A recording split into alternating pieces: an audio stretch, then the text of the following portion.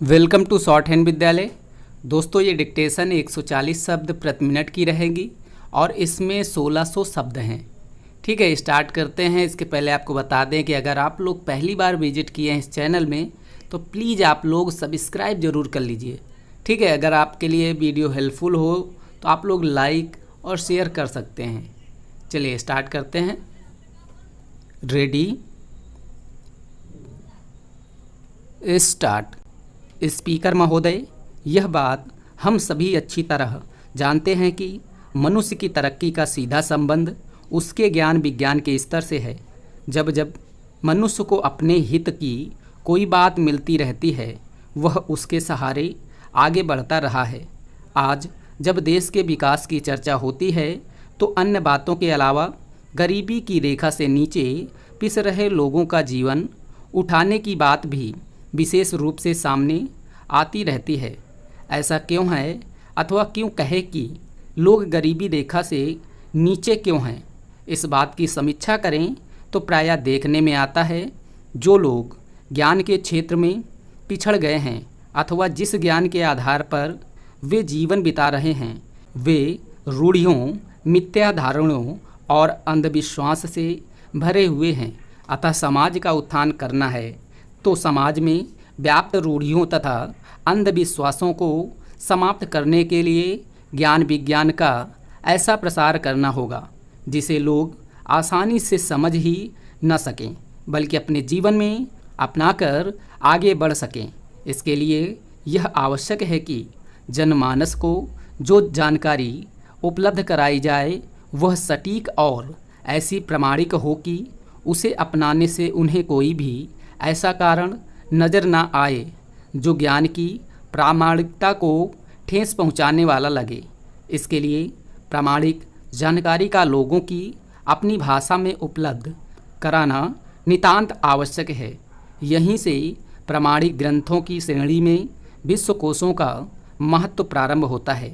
निश्चय ही विश्वकोशों में वैज्ञानिक विश्वकोशों का स्थान विशिष्ट होना स्वाभाविक है, क्योंकि वे जन उपयोगी वैज्ञानिक ज्ञान के प्रामाणिक भंडार होते हैं। भाषा अभिव्यक्ति का माध्यम है। हमारे देश में जनसंख्या के बाहुल्य के साथ भाषाओं की भी संख्या पर्याप्त है। वैसे तो लगभग हर 10-15 किलोमीटर पर बोली बदली सी लगती है, परंतु इन विभिन्न बोलियों से बनी भाषाओं से 18 भाषाएं हमारे देश की राष्ट्रीय भाषाएं हैं। ये सभी भाषाएं अपने अपने क्षेत्र में मधुर, सरस और सरल हैं। इन और ऐसी ही अनेक भाषाओं में से देश को एक सूत्र में पिरोने के लिए संपर्क भाषा की आवश्यकता सभी महसूस करते रहे हैं। देश की सबसे अधिक जनसंख्या द्वारा बोली जाने वाली हिंदी को देश की सभी भाषाओं में संपर्क स्थापित करने के लिए चुना गया था। आज इसको राष्ट्रभाषा या राजभाषा का नाम दिया है। महोदय, यहाँ यह उल्लेखनीय है कि विकसित देशों के पास अपने देश की परिस्थितियों के अनुसार एक नहीं अनेक वैज्ञानिक विश्वकोश उनकी अपनी भाषा में उपलब्ध हैं, जो विकास सामग्री की प्रामाणिक जानकारी के लिए केंद्र बिंदु की तरह प्रेरक का कार्य करते हैं। हमारे देश में पुस्तकालयों में इन विदेशी विश्वकोशों से अलमारियां भरी नज़र आती हैं। बिरला ही कोई ऐसा पुस्तकालय होगा जहां भारतीय विश्वकोश प्राथमिकता पर रहे हों। संभवतः इसका एक प्रमुख कारण यह भी हो सकता है कि भारतीय ज्ञान और धरती से जुड़े साहित्य पर विश्वकोशों की दिशा में बहुत कम काम हुआ है। यदि आवश्यकता होती भी है तो लोग अंग्रेजी भाषा के विश्वकोशों से काम चलाते हैं। आप जानते ही हैं कि देश में अंग्रेजी भाषी मात्र 2% के आसपास हैं। अतः देश की विशाल जनसंख्या को देखते हुए इन विदेशी विश्वकोशों से भारतीय जनमानस की आवश्यकताओं की पूर्ति ऊँट के मुंह में जीरा से अधिक कैसा हो सकती है। अतः यदि देश को विकसित देशों के समान 21वीं सदी में प्रगति करनी है तो भारतीय भाषाओं में स्वदेशी वैज्ञानिक विश्वकोशों की रचना की दिशा में विदेशी मोह त्यागते हुए तेजी से कार्य करना होगा। आज यह बात भले ही हास्यास्पद लगे, लेकिन कालांतर में भारतीय वैज्ञानिक विश्वकोश विकास की राह में आगे चलने वालों के लिए मार्गदर्शन मील के पत्थरों से कहीं अधिक महत्व के होंगे।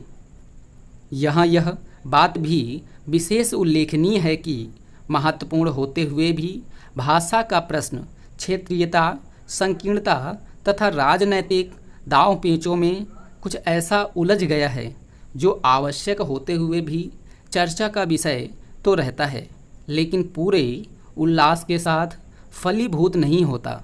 हिंदी में वैज्ञानिक विश्वकोश की रचना की नींव डालने वाले डॉक्टर सत्यप्रकाश ने एक बार ठीक ही कहा था कि किसी की भी बात के अपनाए जाने के लिए, चाहे वह पुरानी अथवा नई ही क्यों न हो, राजनीतिज्ञों, वैज्ञानिकों और अर्थशास्त्रियों में ये तीनों का सहयोग मिलना आवश्यक होता है।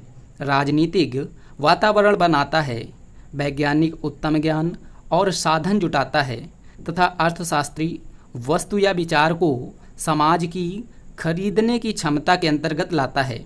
इनमें से एक का भी 19 होना रास्ते के रोड़ों और खंदकों के समान होता है। भारतीय भाषाओं, विशेषकर हिंदी के साथ भी कुछ ऐसा ही होता रहा है। अध्यक्ष जी, परिवर्तन के इस दौर में एक आधुनिक राष्ट्र के रूप में विकसित होने के लिए भारत को गतिशील सामाजिक और आर्थिक परिवर्तन की आवश्यकता है। आर्थिक उत्थान का सबसे महत्वपूर्ण माध्यम आज प्रौद्योगिकी को माना जा रहा है। यह सत्य भी है, इसमें दो राय नहीं है, किंतु अंतर्राष्ट्रीय स्तर पर तेजी से बदलती हुई सामाजिक, आर्थिक और औद्योगिकी परिवर्तनों की प्रगति की दौड़ में टिके रहने और अपनी अस्मिता को बनाए रखने के लिए हमें प्रौद्योगिकी पर निर्भरता का त्याग कर स्वदेशी संसाधनों के इष्टतम उपयोग पर बल देना जरूरी है। स्वदेशी संसाधनों के समुचित उपयोग हेतु स्वदेशी भाषा माध्यम में तकनीकी ज्ञान का प्रशिक्षण अत्यधिक आवश्यक है। अपनी राजभाषा में उच्चानुशीलन, गहन चिंतन और सतत अभ्यास की परम आवश्यकता है। समाज में वैज्ञानिक तेवर लाना जरूरी है, तभी हम प्रौद्योगिकी की उपलब्धियों को जन जन तक पहुंचाने में समर्थ हो पाएंगे और सही मायने में सामाजिक और आर्थिक विकास कर सकेंगे। इसके लिए हमारी शिक्षा प्रणाली और भाषा माध्यम में आमूलचूल परिवर्तन की निरपेक्ष आवश्यकता है, क्योंकि प्रगतिमूलक आत्मनिर्भरता के लिए ज्ञान विज्ञान का प्रशिक्षण लोक भाषा के माध्यम से प्रदान किया जाना अनिवार्य है, जिससे लोकोपयुक्त प्रौद्योगिकी के विकास पर बल दिया जा सके। इस समस्या का समाधान हमें अपने ही समाज से ढूंढना है। पाश्चात्य देशों से हम केवल उधार ले सकते हैं, वह भी गैर सामायिक प्रौद्योगिकी, समसामयिक नहीं।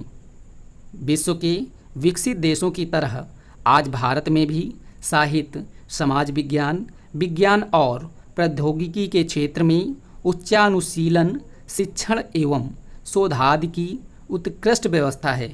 यह अत्यंत हर्ष की बात है कि अपना देश विज्ञान और प्रौद्योगिकी के क्षेत्र में आगे बढ़ रहा है, किंतु यह खेदजनक स्थिति है कि विज्ञान और प्रौद्योगिकी की यह प्रगति विदेशी भाषा माध्यम होने के कारण आम भारतीय से कोसों दूर की चीज़ है और मात्र कुछ प्रसन्न लोगों की संपत्ति बनकर रह गई है। 100 करोड़ की आबादी वाले इस विशाल देश के मात्र कुछ प्रतिशत लोग अपने अंग्रेजी ज्ञान के कारण इस देश के विकास के अंग बने हुए हैं और एक बहुत बड़ा समुदाय आज अपेक्षित वैज्ञानिक ज्ञान के अभाव में त्रिशंकु की स्थिति में उपेक्षित पड़ा है। उत्पादक जनबल की कोटि में होकर भी बेकार है, औरों पर निर्भर है। इसका दायित्व किस पर है? इसके लिए कौन जिम्मेदार है? अध्यक्ष जी, विज्ञान और प्रौद्योगिकी का सीधा संबंध आम आदमी के रोज़मर्रा के जीवन से भी है, अतः देश के आम लोगों की संपर्क भाषा में शिक्षा प्रदान करने से समाज का प्रत्येक व्यक्ति लाभान्वित होगा। भाषा के इस तथ्य से इनकार नहीं किया जा सकता है कि विज्ञान जागरूक एवं प्रशिक्षित मस्तिष्क द्वारा प्रेक्षण एवं प्रयोग की सहायता से भारतीय जगत की प्रकृति को समझने का सतत एवं मुक्त प्रयास है। ऐसा प्रयास जिसके फलस्वरूप क्रमबद्ध ज्ञान के भंडार में निरंतर वृद्धि हो रही है। इस निरंतरता का संबंध अतीत से है। अतीत भाषा के द्वारा ही मुखरित होता है। दूसरे शब्दों में कहें तो भाषा के माध्यम से ही मनुष्य अपने दार्शनिक वैज्ञानिक विचारों को समीपस्थ एवं दूरस्थ समुदायों तक पहुंचा सकता है तथा भावी पीढ़ी के लिए अपने अनुभवों को सुरक्षित रखता है। इस विशाल धरा पर तमाम मानव समुदाय हैं जिनकी अपनी अपनी भाषा है, क्योंकि भाषा तो प्रतीकों की मनमानी व्यवस्था है और हमारे समाज की भाषा यूरोपीय समुदाय से भिन्न है। सांस्कृतिक गतिशीलता का शिक्षा से अटूट संबंध होता है और शिक्षा अविच्छिन्न भाव से भाषा से जुड़ी रहती है। संस्कृति और शिक्षा के बीच भाषा सेतु की भूमिका निभाती है। किसी भी कारण से जब यह सेतु कमज़ोर होकर टूट जाता है तो उस संस्कृति के अतीत और वर्तमान का तारतम्य समाप्त हो जाता है और समाज में अराजकता की बाढ़ सी आ जाती है। संस्कृति और शिक्षा के संबंध बिखर जाते हैं, जिससे न केवल सांस्कृतिक जीवन मूल्यों की पहचान खो जाती है अपितु समाज मानसिक दासता के अधीन उन्मुक्त विकास की प्रक्रिया से कटकर पिछलग्गू का सा जीवन जीने पर विवश हो जाता है। यहाँ कुछ राजनैतिक कारणों से शिक्षा का माध्यम खिचड़ी बनकर रह गया है। अधिकांश छात्र स्थानीय भाषाओं में शिक्षा पा रहे हैं। उच्च शिक्षा की व्यवस्था मात्र अंग्रेजी भाषा माध्यम से ही सुलभ है। अतः इसके कारण यह एक बहुत बड़ा वर्ग समुचित वैज्ञानिक शिक्षा पाने से वंचित है। इस तथ्य की पुष्टि भारतीय प्रौद्योगिकी संस्थानों की संयुक्त प्रवेश परीक्षा के परिणामों को देखने से हो जाएगी। स्वतंत्र भारत को विज्ञान और प्रौद्योगिकी के क्षेत्र में आत्मनिर्भर बनाने की आवश्यकता है। स्टॉप।